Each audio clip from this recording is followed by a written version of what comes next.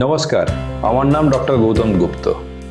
আজ আমি আপনাদের সঙ্গে কথা বলবো 60-70 বা এমনকি 80 বছর বয়সে নি রিপ্লেসমেন্ট সার্জারি কতটা নিরাপদ আর কার্যকর হতে পারে। বন্ধুরা, অনেকেই মনে করেন যে শুধু তরুণ বয়সেই অপারেশন করা যায়, কিন্তু আসলে তা নয়।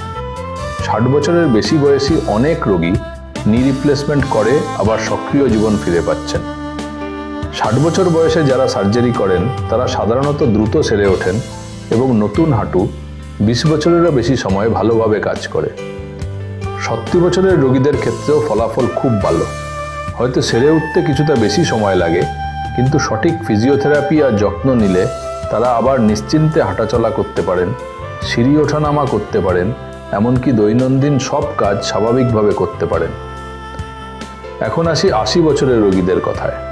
অনেকে ভাবেন এ বয়সে সার্জারি ঝুঁকিপূর্ণ, কিন্তু আধুনিক প্রযুক্তি, উন্নত অ্যানেস্থেসিয়া আর অভিজ্ঞ ডাক্তারদের যত্নে 80 বছরের অনেক রোগীও সফলভাবে অপারেশন করছেন এবং ব্যথামুক্ত জীবন পাচ্ছেন। আমি ডাক্তার গৌতম গুপ্ত সবসময় বিশ্বাস করি বয়স কোনো বাধা নয়, যদি রোগীর শরীর সার্জারির জন্য প্রস্তুত থাকে।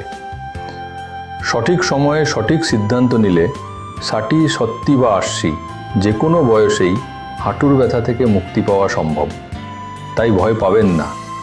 বয়স নয়, আসল বিষয় হলো আপনার সুস্থতা। হাঁটুর ব্যথা যেন আপনার জীবনের আনন্দ কেড়ে নিতে না পারে, এটাই আমাদের লক্ষ্য।